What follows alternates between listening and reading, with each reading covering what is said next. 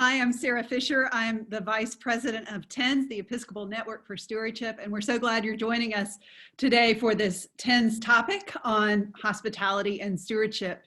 I'm especially glad to have the Reverend Debra Bennett, the Rector of the Church of Our Savior in Akron, Ohio, with us today. Debra, welcome. Thank you for being here.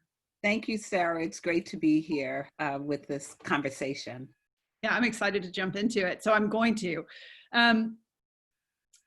Debra, talk a little bit for us about times when the church has been for you a place where you felt welcomed and affirmed, and how did that impact your life and community? So the first part, I'm going to say a little bit about when I came to Ohio, and a parishioner took me to dinner. She drove me around, and we went to the oldest Italian restaurant in Akron. And afterwards, she gave me a book of poems by an Akron poet, and a book on African Americans' contribution to the life and community in Akron, which I thought was really very helpful. And then she had gone to a hardware store in a nearby town that has a bakery and a lot of different things. And she brought me back some muffins. She called me, says, "Oh, I have some lemon muffins for you. Would it be okay if I drop them by?" And I was just like, "Oh, sure." And I just felt like, wow, how wonderful is that? And so that was a moment of comfort for me, and some familiarity. And then when I was in seminary, when I moved to seminary from New York, and my brother had come along and unpacked the car, and he had an engagement that evening. So he's like, "Okay, see ya." And off he went back to New York, and I was just I hadn't thought about, oh, I know not a soul here. I hadn't thought about that. And so I had remembered seeing an Episcopal church not far from the seminary. So I started to walk over there, and I got all turned around. I couldn't find it. And then I remembered, oh, there's St. Philip's. So I found the number, I called them, and this was a Saturday, and one of the wardens happened to be there, told me what time the service was the next day. I go on over there, and everyone was so happy to see me and welcome me, and they shepherded me through the service and coffee hour that Sunday. And then they're like, "Are you coming back next Sunday? And then, are you going to be our seminarian?" And I said, "Well, I don't know," but it turned out I was their seminarian. But that became my church home while I was in seminary. And it gave me a sense of security, and I was grounded. As I moved into different places in community, I mean, my family was always involved in community, but I recognized that the church is called into action within the place where it finds itself, where the church building is located.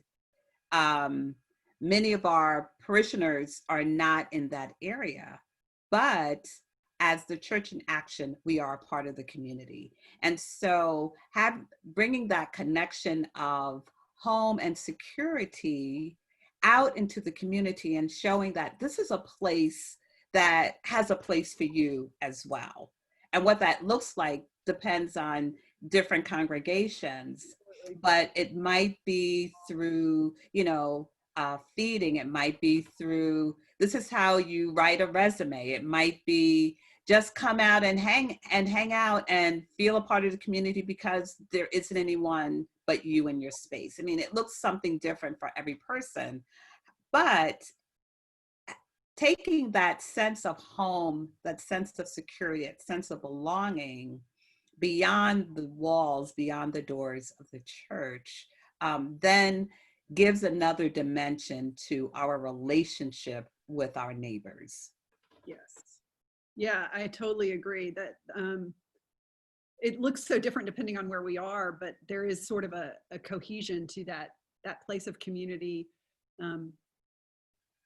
giving birth to relationship and with neighbor and with communicant. And when you were talking, I was thinking about my own experience of church. And as you know from our conversations, when I was a kid and my parents had divorced and I didn't feel like I had a place that was like home, the church did such a really good job of being that place of home for this kid who was just like a mess and lost. And like a lot of teenagers, I sort of wandered away from the church. But when in my early 20s, I felt like my life fell apart, it was the church that I instinctively went back home to, and that held me. And I think when we can be that in any way for the community, we create space for people to be authentic about who they are. And in so doing, their gifts and abilities become nurtured. And I think we become more of who God created us and calls us to be. I think that we are given the opportunity to reflect back, right? Yes. God's economy that has space for all of us. We have an opportunity to reflect back that authenticity as we are welcoming that whole person, right? The whole person, not the composite of who the congregation is, but that whole person who comes in and says, I have something to offer, or I just need a place to rest, or I need a place that's going to say you matter, that's going to reflect back to me what personhood might look like, right? Or what compassion might look like, or what it means to open up and make a space. And that's where I love God's economy is so different from the world's economy, because when we're living into God's economy, we're living into something wholly different, where there is enough. There's always enough in God's economy. There's enough love. There's enough justice. There's enough mercy, which is so often lacking in our worldly economy.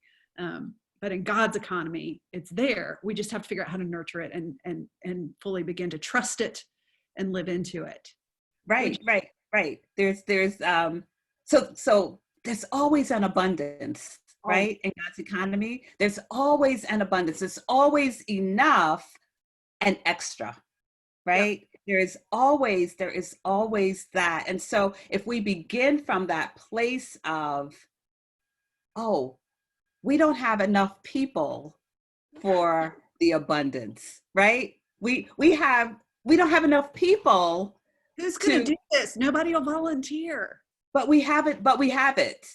Right? If we come from a place of we have exactly what we need, right? Yep. And what we have, God blesses and multiplies, right? Just like the feeding of the multitude, right? There was, you all sit down, be comfortable. Okay, you ready? Okay, I'm going to give you something to eat. Okay, are you full? Oh, we've got all this left over, right? Collect all of it. Collect all of it, right? And, there weren't any, collect all the scraps. I mean, we tend to there are people who get rid of scraps. If you're a baker, you're making a pie, that there are scraps. Now, the instructor will tell you, use those scraps to make a little design on your crust. Well, God does not get rid of the scraps. God uses those scraps to make a decoration on our crust, right? And so, I love that. You're like a pie now.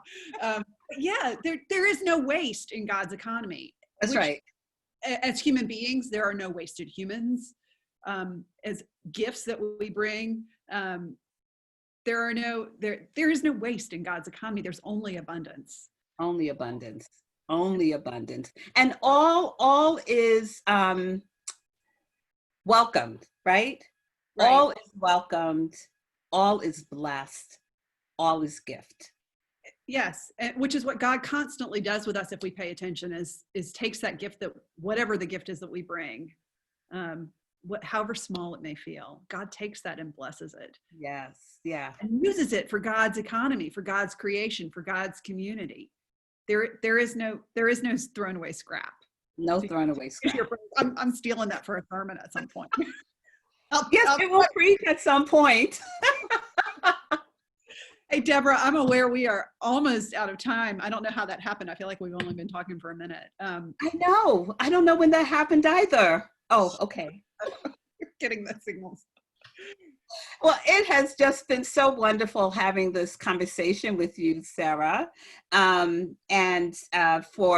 those of you who are watching, if you want to see some more or learn some more, please go to tens.org for more information on stewardship formation. There will be resources there for you. And I'm loath to wrap it up. We've had such a wonderful conversation. Can we talk about baking and God's economy some more? Yeah. Yes, because God is the ultimate baker, right? Oh yeah, yeah. We can talk there for a long time. We could talk about that. Thank you for being part of this conversation. It's been great fun, and thank y'all for joining us. Always good to see you, TENS friends, and we'll see you next time.